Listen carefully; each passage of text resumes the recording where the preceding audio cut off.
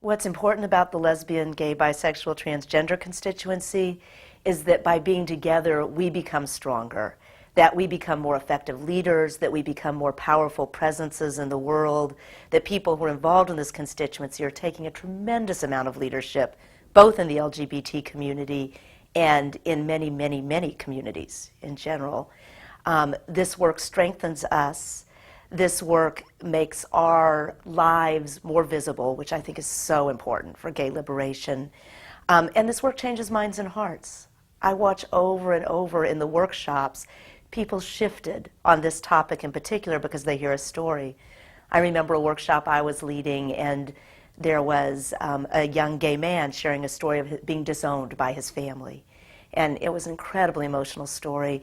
And there was somebody in the group who actually was a minister of a country, a human relations minister of a country, who changed his mind on the topic as a result of having listened to that one young man's story. I think, people, until they get a chance to see our lives, don't have a picture of who gay people are or why our liberation is important. And I think on a human level, most anybody listening gets it.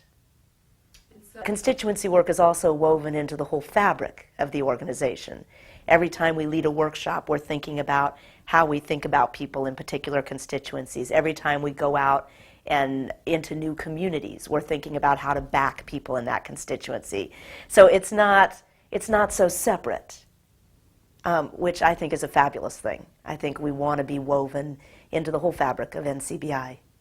When there's an anti-gay incident in a community where there's an NCBI team, we'll go in and resource that team, and I'll coach them on what kind of programs they might do or how to actually get in, both with the gay community where they live and with the heterosexual or the larger community where they live, about how to win allies for gay people. And we've done that in Hawaii after the same-sex marriage amendment failed, in Montana after an anti-gay arson case, in Laramie, Wyoming, after the Matthew Shepard incident doesn't seem like the right word, after the Matthew Shepard case. And the gay community is so, so hungry for what we do. People are thrilled to learn how to handle controversy effectively. What does it mean to back leaders in a real way that brings people together?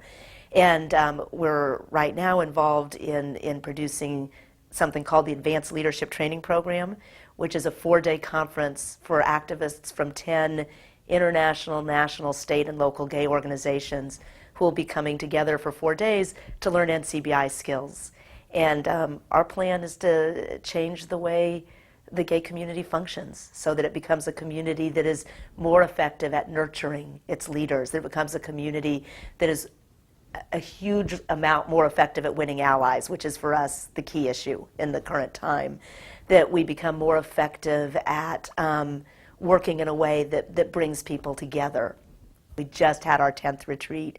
It's a chance for us to come together, get renewed, get to think together, play together, heal together. One thing that we provide is an environment where LGBT people are completely 100% celebrated, where we say, you are deeply and profoundly good, your love is deeply and profoundly good, you're wanted, we get to have each other, and we get to have our allies too. Leading the LGBT constituency has been fabulous for me personally. I think I have always loved gay people, and leading for me has been a way to love gay people, that I get to hold out to people what I know is true, that I get to bring us together in joy and celebration of ourselves and each other. I kind of feel like I won the sweepstakes.